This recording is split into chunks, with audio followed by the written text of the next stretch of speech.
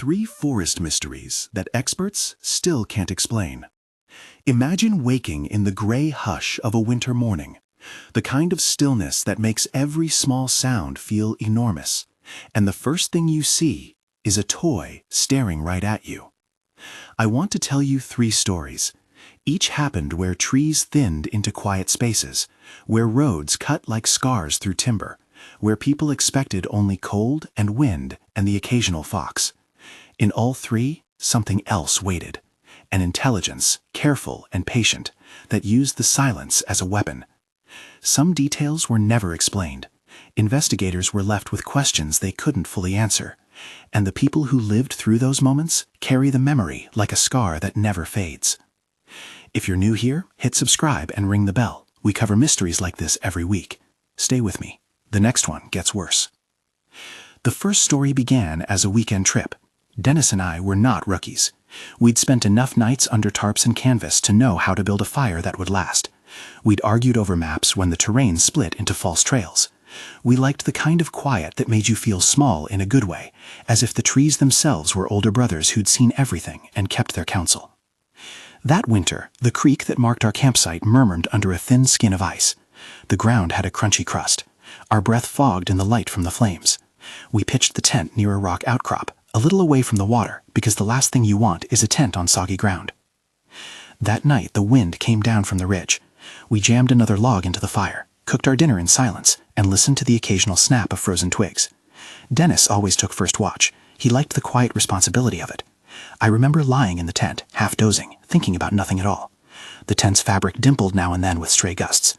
I slept the kind of sleep that comes after a long day on your feet, the deep, immediate unconscious you only get when you're truly worn out. Morning came as a slow gray. The zipper of the tent made that particular sound you know, the small shriek of fabric sliding past itself. I unzipped, expecting to see the silver-threaded creek, a scattering of leaves.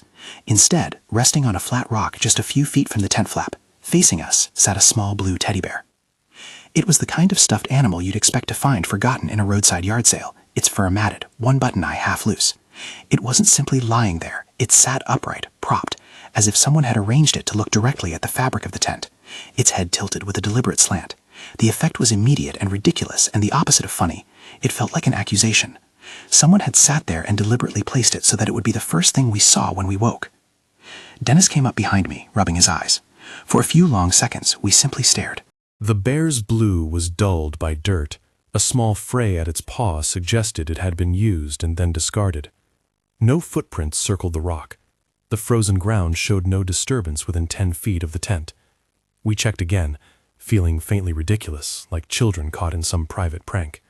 Still nothing. No marks in the snow crust, no crushed undergrowth, no broken branches leading away toward any conceivable path. The logic of it collapsed inward. To place an object just inches from our sleeping heads, whoever did it would have had to come within whisper range of the tent and not make a sound loud enough to wake us. They would have had to know where we slept and at what hour we would be unconscious. It was not random. It was a message. The fact of that message, the calm certainty with which someone had told us we'd been watched, was more terrifying than any physical threat could have been. We searched. We climbed onto a kneeling stature we'd later described to friends and law enforcement, scanned the perimeter, look for tire treads where cars shouldn't have been, sweep with flashlights, listen. We checked for prints again as the ground warmed and any subtle impressions that could have been hidden by frost might appear. There was nothing. The creek, when we walked down to it, sounded the same. The trees were bare and skeletal. No footprints, no sign of a flashlight path, no discarded cigarette butt, no wrappers, nothing. There are ordinary explanations you hold in your hands and test against evidence. Did someone hike in and place it? If so, why leave no trace? Could the wind have deposited it? The bear's position, upright and deliberate, argued strongly against that. Had we slept through someone standing right beside us? If so, why leave no footprints? That one kept returning like a toothache. Investigators later told us they couldn't find a conclusive explanation for how the bear had been placed without leaving tracks that pointed back to an origin. We packed our gear and left. We took only what we could carry. The forest felt enormous then, full of small threats. The joke we made, well, at least he has good taste, dissolved before the first bend in the road. I never slept in a tent in deep woods again without a hard knot of fear in my chest. Dennis had trouble on solo hikes later. He'd check every rustle twice. For months, the bear, and the knowledge of how close someone had come, sat like an anchor to worry the surface of our lives. We never learned who had watched us, or why. That is the part the authorities could not explain. Someone had come so near and left no trail. If that one unsettled you, hold on. The next one phase out like a trap laid from the shadows. I was driving a back road that night, the kind that cut through the forest and had been paved so long ago it had given up pretensions of being new. Snow drifted in low banks along the shoulders, and the trees leaned in, their bare branches combing the headlights. The radio had gone quiet. It was impossible to hear anything over the roar of the heater and the scrape of the windshield. I wasn't supposed to be on that road alone, but plans shift. You tell yourself the light at the end of the driveway will make it easy. I saw the figure before I could make out gender. A dark shape slumped at the edge of the road, back against the trees, head thrown forward. At first I thought someone had crashed.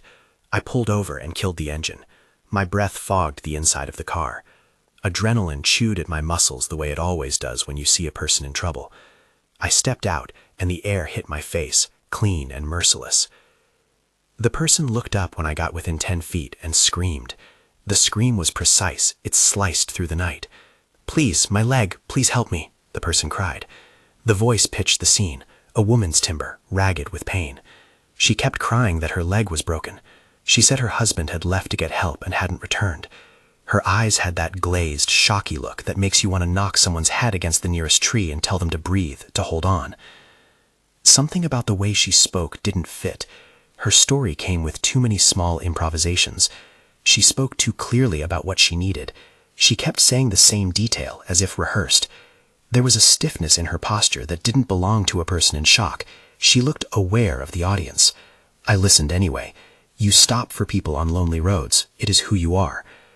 I reached to help her toward the car when a shadow moved behind the line of trees. At first I thought it was a deer. Then a second shadow slipped out from the dark, and then a third.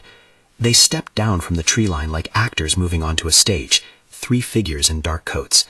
They were quiet, methodical. The way they moved suggested planning, not panic. One of them had something coiled in his hands, like rope. Everything went fast. The woman dropped the act and lunged forward to push me away. My foot snagged on a snowbank. My car door slammed as one of them shoved it. Another tried the handle from the outside and rattled it with enough force to make the glass sting. I managed to get back into the driver's seat. For a second I thought of staying, of trying to get out and run. The window fogged as my palms shook on the wheel. I recall the rasp of a voice at the passenger window telling me to put the keys in the ignition and hand them over. I put the keys in, not because I wanted to give them anything, but because the moment of indecision would have been worse. I jammed the car into reverse and stomped the accelerator. Snow sprayed. One of the men hit the hood. He gripped the edge with enough force to try and stop me. The side mirror clipped his arm. He slid off. We barreled down the road with tires spitting gravel and snow. Behind me, I heard steps and the snap of something hitting wood. The shoulder and brush were chaotic with movement. The squeeze of adrenaline in my chest felt metallic and teeth ached sharp. I drove until the forest thinned, until there were houses and then emergency lights, and then people who had faces and names, and who would later ask the questions investigators always ask. Police found items in the tree line a few yards from where the car had been stopped. They cataloged 3 sets of boot prints leading into the woods, and a coil of rope tucked under a sham of branches. They found a neat pile of rocks arranged like a marker, or perhaps as an anchor for something larger. None of it answered the core question. What were they planning to do with a staged victim? The presence of that coil of rope, and the way they had waited in silence, concealed, suggested something the authorities could not quite pin down. Were they planning kidnappings? Extortion? Was this a pattern? There was evidence of intent, but motive remained fuzzy, the kind of thing that leaves investigators jittery, because it hints at a broader operation without giving them the map. I gave my statement. I gave the details again and again to detectives who wrote with the deliberate slowness of people trying to make order from chaos. They thanked me, told me I'd done the right thing by leaving, and that given how quickly I got into the car, things might have gone differently. They found the prints and the rope, and they had photographs of the tree line where the men had hidden. But there was one thing that never sat right. The woman who'd lured me was nowhere to be found later in hospital records or in any missing persons reports. It was as if she had been a prop, placed and then removed, a human decoy used to steer attention where the predators wanted it. This is not plot devices in a film. It is mercilessly real. The forest allows for staging like this. Dark pockets among the trunks, visual barriers that let someone watch a road for hours without being seen. I still wonder sometimes whether they had practiced, whether they had done this with other cars before mine. The evidence the police recovered told them that the people who waited in the tree line had been organized. The rest, the final intent, the end game, remained officially unresolved. The third case is the one that closed in on the idea of neighborly familiarity becoming menace. Her name was Nam. She worked nights at a clinic and lived in a modest house whose backyard met a strip of woods. The trees were close enough that in summer you could stand under them and feel the daylight dim. There was a neighbor, Alec, who had been watching her for months. He'd been polite in ways that made her skin prickle, the wave that came too long, the small heaps of yard tools left near the fence, the offhand questions about when she'd be leaving for work. She mentioned him in passing to friends, and friends shrugged. Some people have nothing better to do, they said. People see things and then file them under odd because odd feels safer than dangerous. One night, after a double shift, Nam walked to her car across the small stretch of yard and the thin road that ran past the houses and into the dark of the woods. Somewhere along that strip, someone had slashed her tire. She did not notice immediately. The car made a weird, uneven noise as she drove. When she stopped and climbed out to check, a vehicle idled a short distance away and then blocked her path. The abruptness of it, the way the car turned and cut her off, felt like a hand catching a wrist. Alex stepped out. He moved like a man who'd rehearsed the motion. He didn't scream or shout. He made no show of overwhelming force. He walked to the passenger side and produced a roll of parcel tape. There was something clinical about the way he spoke, instructions rather than threats. He told her to be quiet and that they would go for a drive, away from the houses where people might see. He used the tape to bind her wrists. It wasn't the kind of thing you imagine in a television drama with theatrical cries. It was tight and efficient. He gagged her. She felt the tape at the back of her head, the smell of adhesive, the immediate shock of sterility. Her thoughts during those moments were not cinematic. They were granular. How to breathe without sound, which muscles to flex to free a wrist. She had a training some of us learn in strange ways. Small joints give if you twist and press them in the right direction. She used a motion she'd once seen in a self-defense class and managed to slip one hand loose. She had a tiny bit of space to work. The sensation of tearing at the tape while light and sudden panic and the awareness of someone behind her pressed on her like weight. She later described it as being underwater and hearing the world through a muffled cup. She worked at the binding until the adhesive gave. She ran. Neighbors called the police. Alec was arrested within a matter of days. The arrest records and the subsequent court documents, those things the legal system produces like a slow machine, show that he was charged, tried, and convicted. The conviction offered a kind of public closure that sometimes helps survivors feel safer. The state held someone accountable. But the echo of that night lingered. Nam needed counseling for months. She changed locks. She moved eventually to an apartment with an interior light and a security intercom. She still looked over her shoulder sometimes on walks that passed close to tree lines. The conviction answered the question of who had bound her and why he had watched. It also left other threads that did not tie neatly. Who had coached him, if anyone? Were there others he had involved or observed? The woods behind the houses had been a convenient blind, the route you take when you want to go around the long way and no one will see you. For a while, the neighborhood meetings revolved around the trees. People who had always loved their shade started to mutter about removing branches and cutting back thickets, as if altering the geography could change what had happened. You may be noticing a pattern. The woods are not merely backdrop. They are active participants in these incidents. They offer places to hide, to watch, to wait. A sign placed by a sleeping tent, a staged body at the road's edge, a man who used the tree line to watch a neighbor move to work. Each case used the forest's capacity for silence and concealment in different ways. Each exploited the same simple human vulnerability. When you are alone among trees, the assumption of privacy is a thin comfort. There were common threads investigators kept circling. Someone, or more than one someone, used symbolic messages. The teddy bear placed at eye level with a sleeping tent. The silent woman who turned her body into bait. In the second case, the rope and pile of rocks suggested they had a toolkit. It was almost like a kit for capture, hidden in plain sight. In the first, the lack of footprints made the message strange and unnerving. How do you place a thing that close and leave nothing for a bootprint census to follow? In the third, there was an answer. The perpetrator was someone with access and knowledge. In that instance, the legal system gave a person and a face to what happened. With the bear and the staged victim, there could be no neat closure. Survivors described a particular kind of aftermath that did not always come up in official reports. It was not just fear of the woods themselves or of being alone at night. It was a loss of the default assumption that normal acts, sleeping, stopping to help, were not inherently dangerous. The woman who gave the staged scream had weaponized the human reflex to help. The man who left the bear had weaponized the human belief that the woods kept their secrets. That's a different kind of cruelty because it turns your goodness back on you. Investigators can catalog physical evidence, prints, rope fibers, a roll of parcel tape with adhesive trace. They can follow court records and phone logs. But there are kinds of evidence that slip through fingers. The way a person refuses to sleep without a light after something like that. The way a camper who once loved cold nights now prefers motels. The way a driver checks over their shoulder even when they're parked in a well-lit lot. Those are the footprints that don't show up in police notebooks.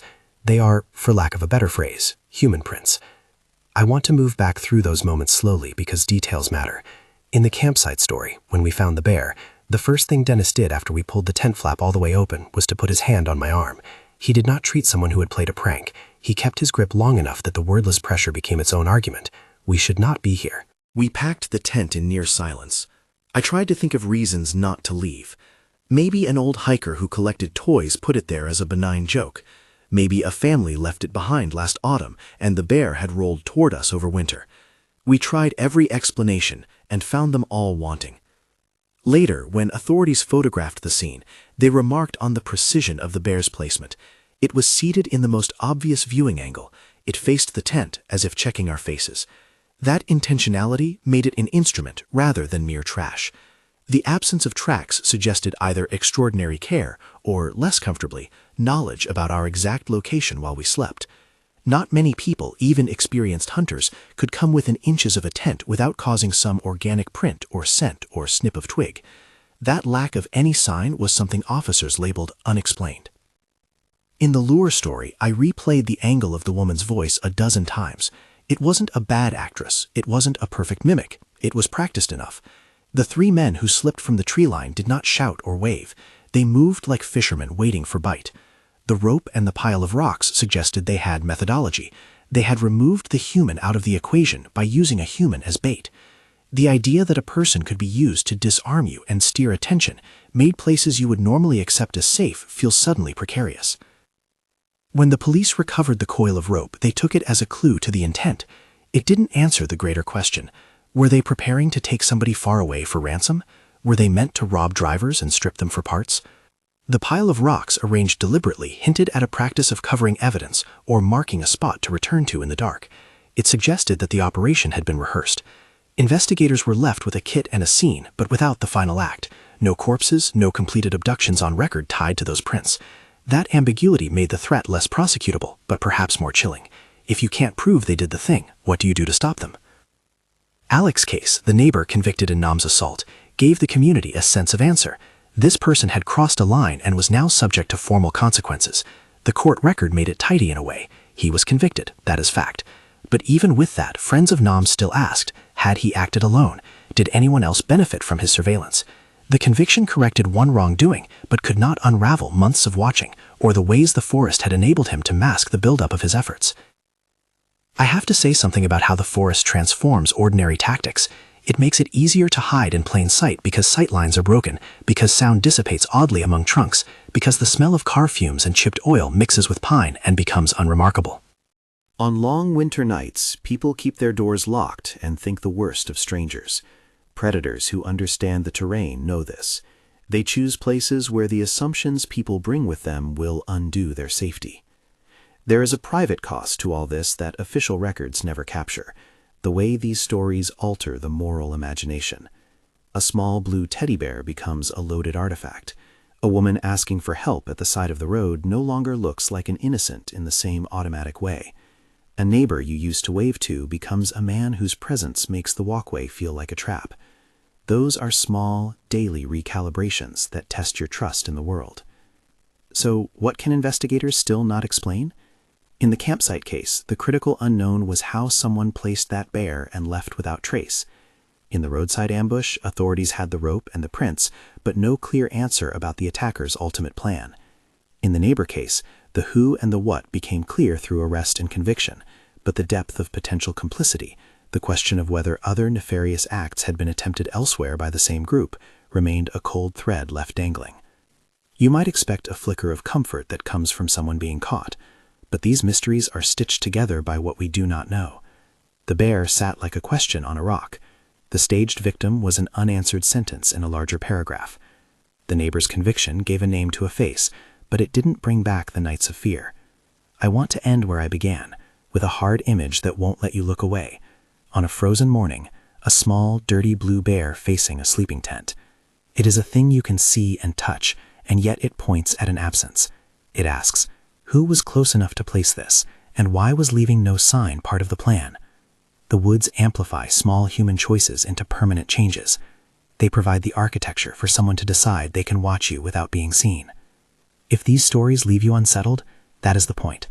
The forest is full of secrets that are sometimes solved and sometimes become part of the weather of our lives. If you carry your own story of something strange in the woods, a toy left in an impossible place, a person staged to lure help, a neighbor who creeped too close, tell us in the comments. Please keep identifying details private. We respect survivors' privacy here. If you like this deep dive into unsolved forest mysteries, subscribe so you don't miss the next one. The woods keep their counsel, but the questions they leave behind keep us awake. Who placed the bear? Who brought the coil of rope into the tree line, and for what end? How many people have woken to find the world rearranged in subtle, threatening ways, and simply learned to be afraid? Those are the things investigators still could not fully explain, and the ones that keep the rest of us looking over our shoulders when the trees lean in.